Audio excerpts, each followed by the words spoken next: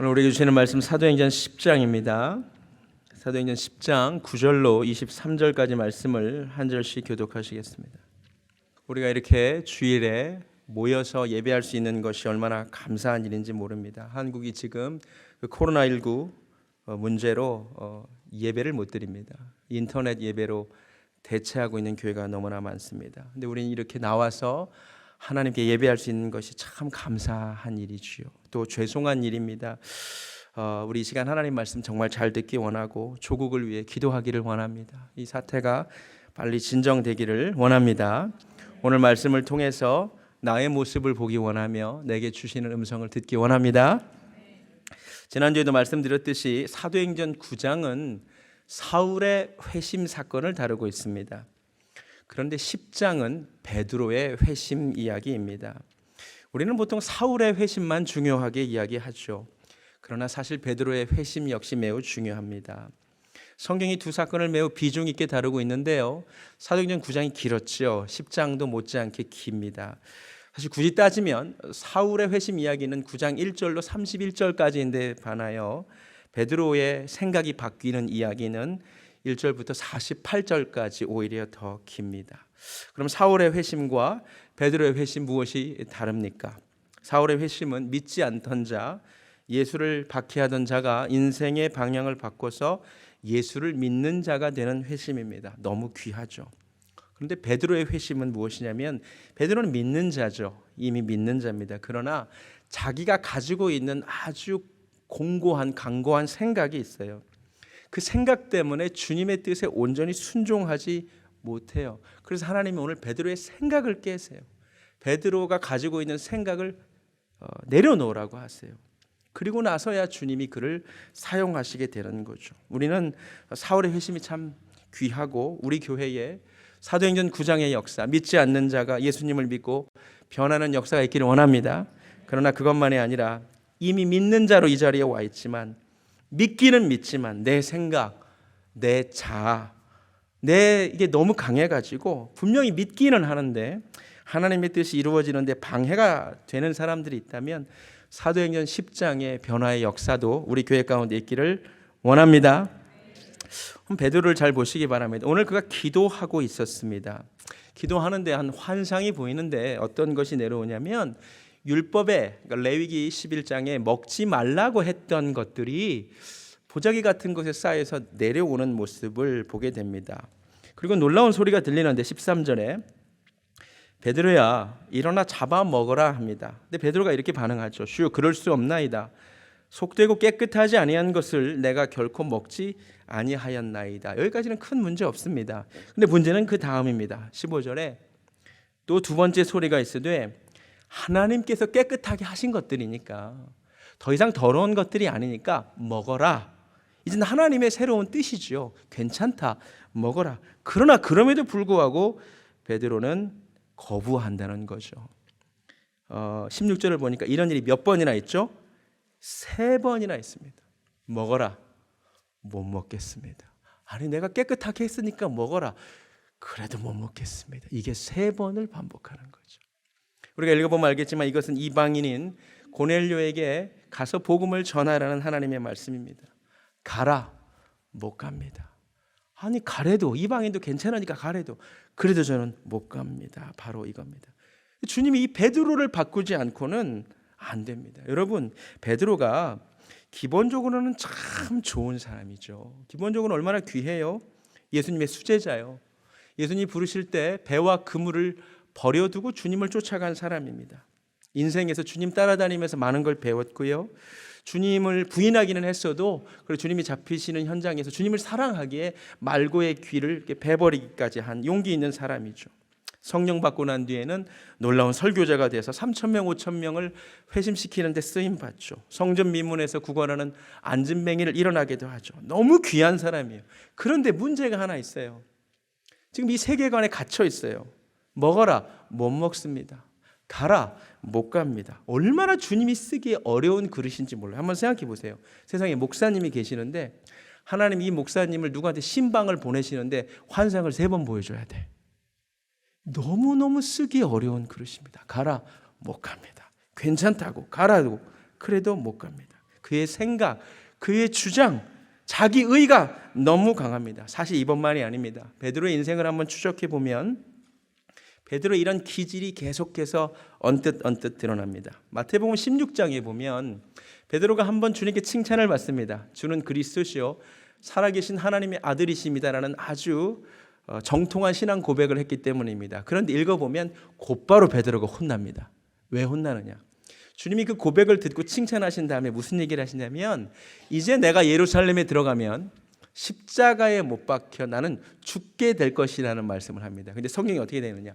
베드로가 예수님을 붙들고 강변하여 이르되 주님, 제 생각에는 결코 그런 일은 있지 않습니다. 그럴 수 없습니다. 얘기합니다.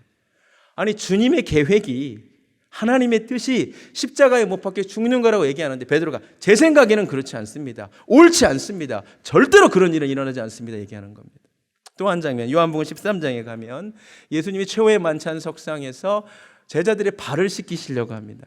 그때도 베드로가 항변합니다. 주님, 결단코 제 발을 씻으실 수 없으십니다. 무슨 말입니까? 스승이 어떻게 제자를 씻습니까? 제 생각에 이거는 옳지 않은 행동이십니다. 그때도 주님이 말씀하십니다. 내가 너 안 씻어주시면 너와 나는 상관이 없다. 아, 그래요? 그러면 씻으세요.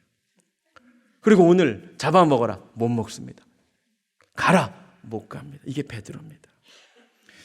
베드로는요, 너무 귀한 사람이긴 하지만 자기 생각이 너무 강해요. 자기 주장, 내가 옳다는 것, 하나님보다 내가 더 옳아요. 여러분, 오늘 말씀을 우리가 읽게 되었습니다. 중요한 것은 베드로가 아니라 저죠, 우리지요.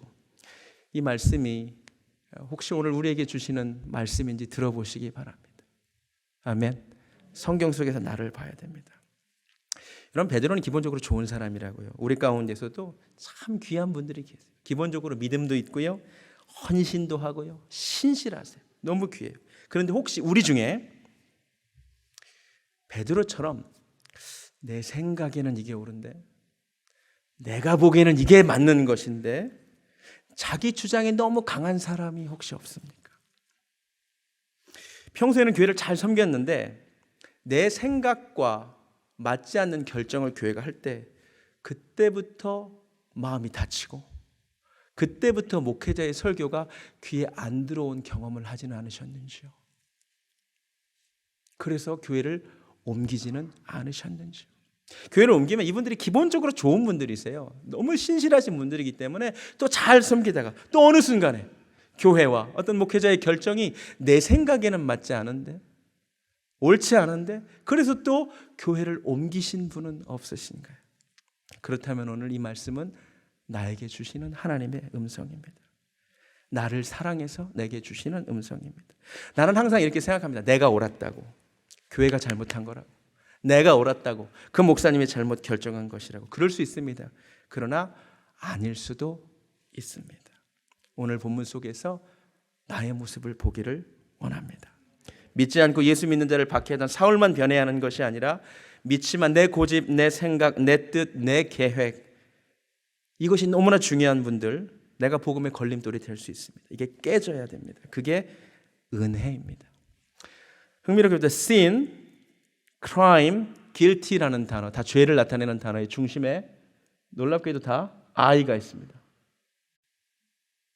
재밌죠? 이 모든 것의 핵심에 내가 있습니다. 내 생각. 이게 깨지는 것이 은혜입니다. 은혜 받는다는 것은 무엇입니까? 우리는 보통 목사님 설교가 은혜롭다는 것을 이럴 때 표현합니다. 어쩜 그렇게 내 생각과 똑같은 말씀을 하십니까? 야, 은혜 받았습니다. 그런데 그것도 은혜 받는 거지만 더 중요한 것은 내 생각과 다른 하나님의 말씀이 선포될 때, 그래서 내 생각과 하나님의 말씀이 충돌할 때, 그럼에도 불구하고 그 말씀 앞에 아멘 하고 내 생각이 바뀌는 게, 그게 진짜 은혜 받는 겁니다. 정말이에요. 오늘 은혜 받으시기 바랍니다. 오늘 설교가 혹시 귀에 거슬리기 시작했다면 할렐루야, 오늘 은혜 받을 기회입니다. 오늘 거슬려, 이건 은혜 받을 기회예요.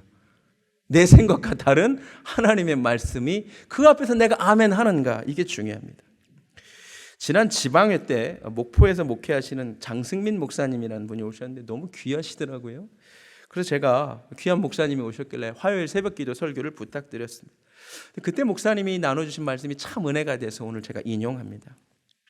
그분이 창세기 35장 말씀을 가지고 설교를 하셨어요.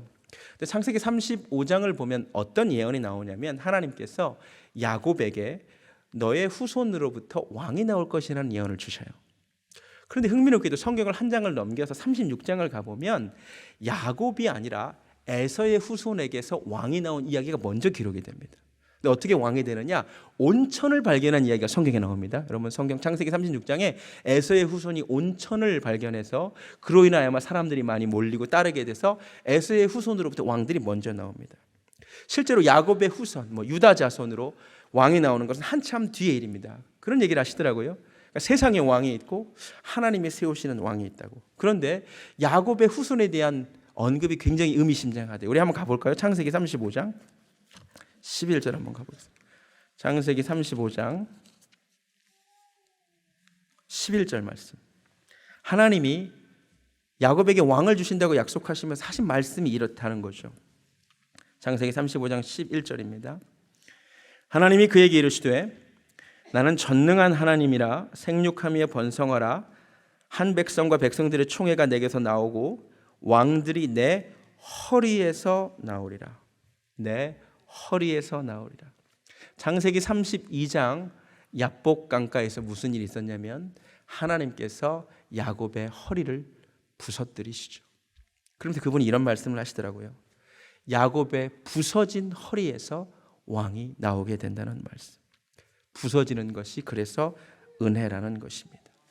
여러분, 내 생각이 부서지고 내 계획과 내 고집이 부서진 다음에 하나님의 축복은 시작됩니다. 오늘 베드로가 깨져야 됩니다.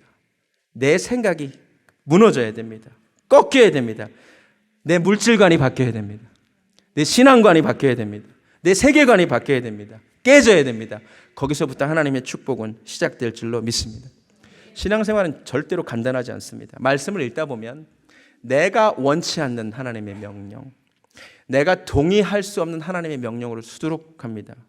내가 원치 않는 삶을 요구하시는 하나님을 만납니다. 여러분 말씀을 읽다가 마음에 들면 줄을 치는데 여러분 성경 한번 잘 보세요. 줄 친 데보다 안 친 데가 훨씬 많습니다. 내가 동의하고 내가 마음에 드는 말씀보다 그렇지 않은 말씀이 훨씬 많다는 말입니다. 그러나 신앙생활은 무엇입니까?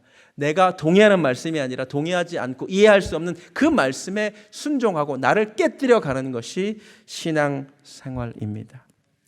그게 은혜입니다. 제 짧은 목회 여정 가운데 하나님께서 주신 놀라운 은혜 뭐냐면 결국 저를 깨신 거예요. 내 계획을 부서뜨리는 거예요. 목사 안 하려고 그랬는데 부서뜨리시고 목사를 만드시는 거예요. 개척을 안 하려고 그랬는데 부서뜨리시고 개척하게 만드시는 거예요. 거기서 은혜는 시작됩니다. 여러분에게 부서지는 은혜가 있기를 원합니다. 깨지는 은혜가 있기를 원합니다. 본문으로 돌아오겠습니다. 하나님께서 베드로를 깨시면서 하신 말씀이 이렇습니다. 15절에 하나님께서 깨끗하게 하신 것을 내가 속되다 더럽다 하지 말라. 하나님께서 깨끗하게 하신 음식을 더럽다고 하지 말라. 음식만 그럴까요? 하나님께서 깨끗하게 하신 사람을 우리가 더럽다고 하지 않기를 원합니다. 여러분 어떤 죄인도 예수 이름으로 예수님의 보혈의 공로로 용서받고 깨끗하게 되는 줄로 믿습니다. 그런데 우리는 과거를 알 때, 그 사람의 과거를 알 때 그 사람을 여전히 더럽다고 말할 때가 너무 많습니다. 수녀원에 한 수녀가 새로 들어왔다고 합니다. 근데 그 사람들이 수군거리기 시작하는데 어떤 얘기를 하냐면 저 여인의 과거를 아는 사람이 있었던 거죠. 과거에 매춘을 했던 여자랍니다. 이 매춘을 했던 여자가 수녀가 된 거예요. 수군수군거립니다. 그 소문이 수도원장의 귀에까지 들어갔습니다. 모든 수녀를 다 모았습니다. 수녀들에게 주머니를 하나 나눠주면서 작은 돌들을 좀 담아오라고 했답니다. 그리고 그 매춘을 했던 그 여인에게는 큰 돌 하나를 좀 가져오라 그랬답니다. 그래서 그 수녀들이 다 흩어져서 돌들을 가져왔습니다. 작은 주머니 안에 20개에서 30개 되는 작은 돌들을 다 모았습니다. 이 매춘했던 여자는 수도원 앞에 있는 큰 돌 하나를 가지고 왔습니다. 잘했다. 자, 이제는 너희들이 가져왔던 그 돌들을 다 제자리에 갖다 놔라 그랬답니다. 그랬더니 그 큰 돌을 가져온 여인은 정확하게 어느 곳에 있었는지 기억하고 갖다 뒀지만 나머지 사람들은 도대체 이 돌들이 어디서 왔는지 기억을 못 해냈다는 것입니다. 무슨 말을 하려는지 아시겠습니까? 우리는 큰 죄를 짓지는 않았습니다. 우리는 살인하지는 않았습니다. 제가 알기로 우리 교회에 살인한 사람은 없는 것 같습니다. 그러나 우리가 기억하지도 못하는 작은 죄들을 무지하게 많이 지었습니다. 기억도 못하는. 그러나 하나님 앞에는 큰 죄도 작은 죄도 없습니다. 내가 기억하지도 못하는 모든 죄들을 용서받았듯이 손가락질 받는 큰 죄도 주님께 용서받을 수 있음을 믿으시기 바랍니다. 하나님이 깨끗하게 하신 사람을 우리가 감히 더럽다고 하지 않기를 원합니다. 아멘. 나는 어떻습니까? 내게 부끄러운 과거가 있습니까? 수치스러운 과거가 있습니까? 예수님이 나도 깨끗하게 하신 줄로 믿습니다. 오늘 오라 우리가 변론하자. 너희 죄가 주홍 같을지라도 눈과 같이 희어질 것이요 진홍같이 붉을지라도 양털같이 되리라. 아멘. 나 곧 나는 나를 위하여 내 허물을 도말하는 자니 내 죄를 기억하지 아니하리라. 아멘. 동이 서에서 먼 것 같이 여호와께서 우리 죄과를 우리에게서 멀리 옮겨주신 줄로 믿습니다. 그러니 누구든지 그리스도 안에 있으면 새로운 피조물이라. 이전 것은 지나갔으니 보라 새 것이 된 줄로 믿습니다. 그러므로 이제 그리스도 예수 안에 있는 자에게는 결코 정죄함이 없으니 이는 그리스도 예수 안에 있는 생명의 성령의 법이 죄와 사망의 법에서 우리를 너를 구원하여 주셨기 때문을 믿으시기 바랍니다. 나도 내 옆 사람도 예수 안에 깨끗해진 줄로 믿습니다. 그다음 본문으로 돌아와서 오늘 본문에서 참 도전이 되는 것이 백부장 고넬료에 대한 하인들의 묘사입니다. 22절을 볼까요? 하인들이 자기 주인인 백부장 고넬료를 이렇게 묘사하고 있습니다. 그들이 대답하되 백부장 고넬료는 의인이요 하나님을 경외하는 사람이라 유대 온 족속이 칭찬합니다. 여러분 잘 들으세요. 백부장 고넬료가 보낸 하인들입니다. 이 하인들이 자기 주인을 어떻게 묘사하느냐? 우리 주인은요 의인이세요. 하나님을 경외하는 분이세요. 모든 사람에게 칭찬받는 분이세요. 지금 고넬료가 옆에 없지요. 여러분, 나를 아는 사람들이 내가 없는 곳에서 나를 어떤 사람으로 설명할까요? 굉장히 중요한 것 같습니다. 나와 멀리 있는 사람들, 나를 잘 모르는 사람들은 나에 대해서 잘 모르니까 그렇게 얘기할 수 있죠.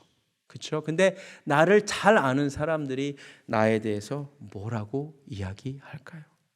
오늘 고넬료의 하인들이 고넬료에 대해서 한 이야기를 보시기 바랍니다. 나를 아는 남편, 나를 잘 아는 아내, 나를 잘 아는 자식들이 나를 좋은 그리스도인으로 평가할까요? 이건 너무나 중요한 부분입니다. 왜 한국교회의 신앙이 세대에서 세대로 이어지지 않느냐? 목사 아들이, 장로 딸이 우리 아빠 가짜라는 거지. 교회에서는 좋은 신앙인처럼 보였는데 집에서는 가짜라는 거죠.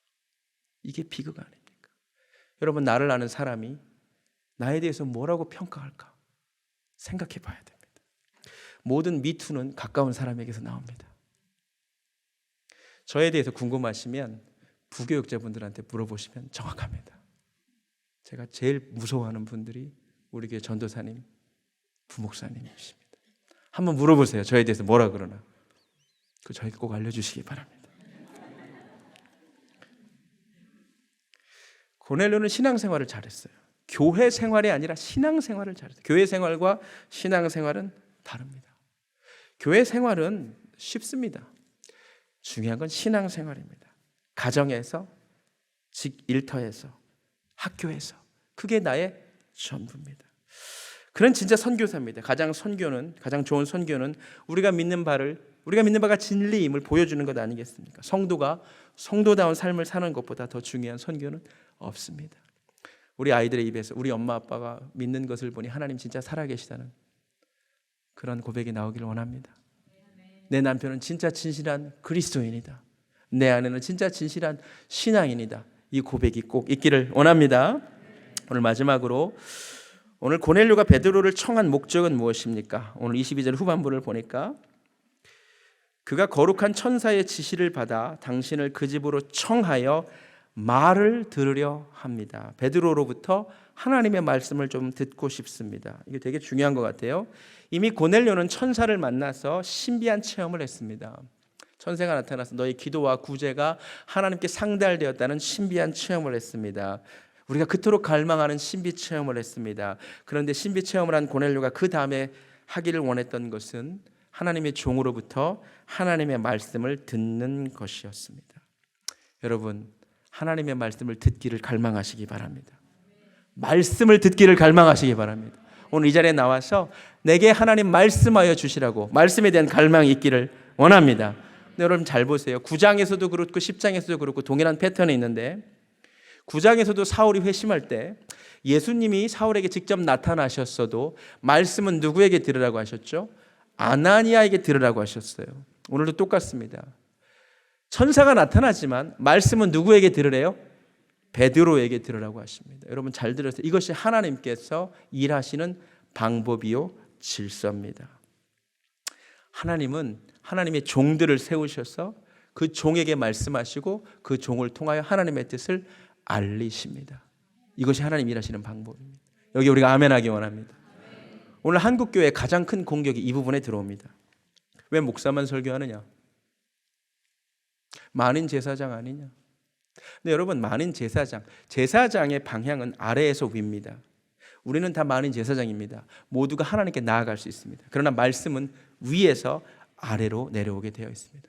그게 하나님이 정하신 질서입니다. 근데 오늘 소위 말하는 교회 개혁하시는 분들이 주로 공격하는 것이 바로 이 부분입니다. 목사의 설교권. 잘 보세요 한번. 교회를 비판하고 교회 개혁하신다는 분들이 모여서 평신도들끼리 자기들끼리 예배를 드리는 경우가 요새 많아졌습니다. 그런데 흥미로운 건 누군가는 또 설교를 해야 돼. 근데 목사가 설교하는 걸 원치 않아. 그래서 평신도들끼리 모여서 설교를 하긴 해. 근데 잘 보세요. 누가 설교하나. 세상에서 인정받는 교수, 박사, 전문가들이 그 모임에서 다 설교하고 있습니다. 잘 보세요.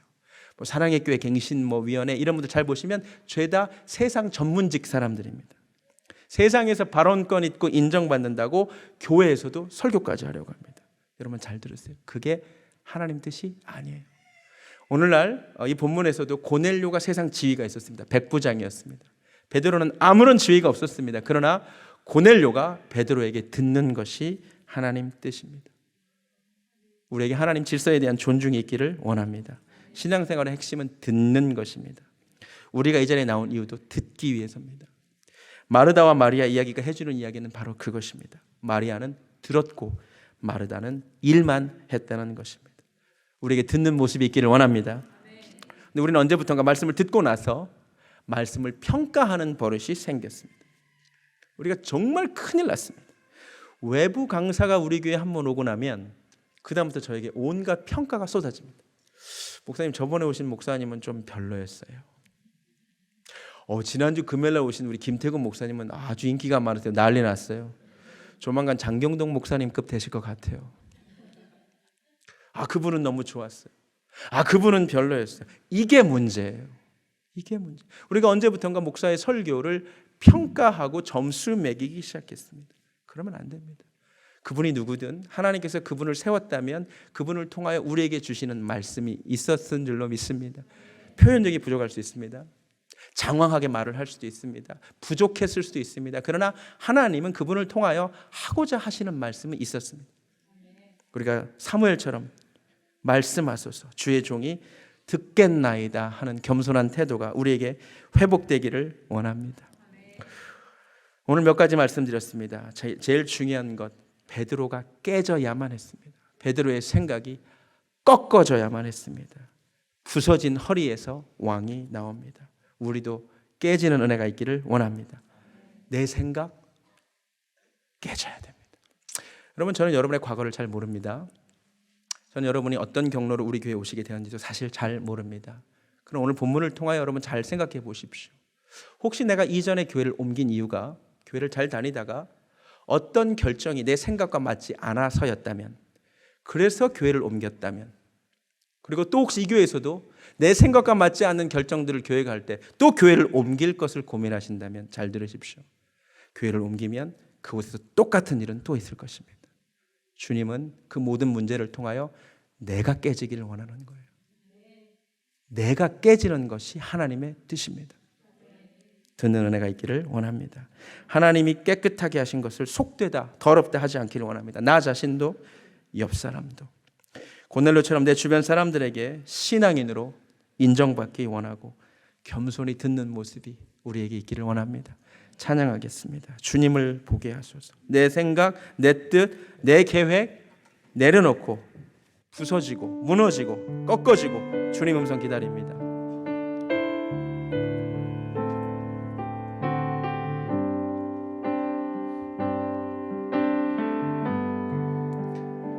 나의 주님께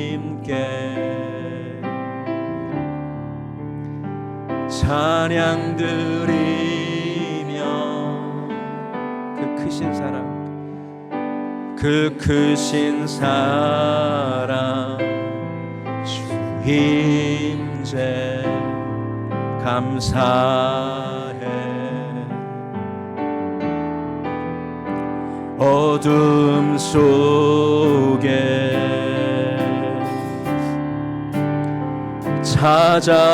찾아오셔서 주님의 영광 보게 하시네.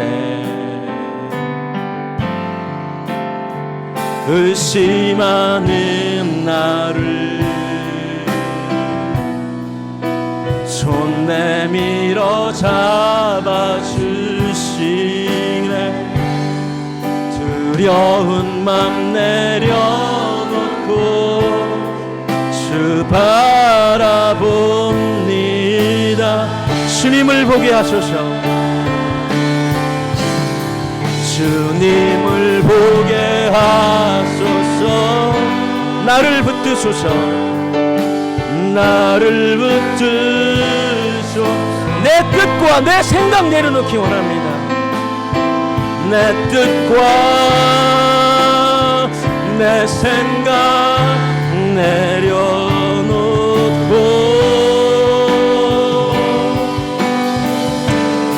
주님 앞에 나 엎드려 주의 음성 기다리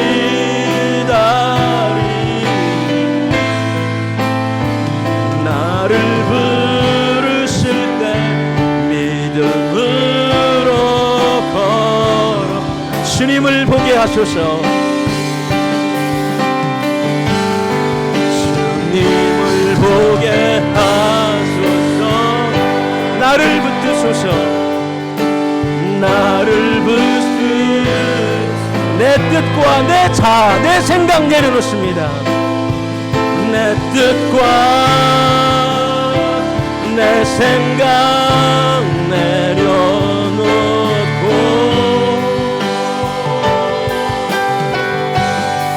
주님 앞에 나 엎드려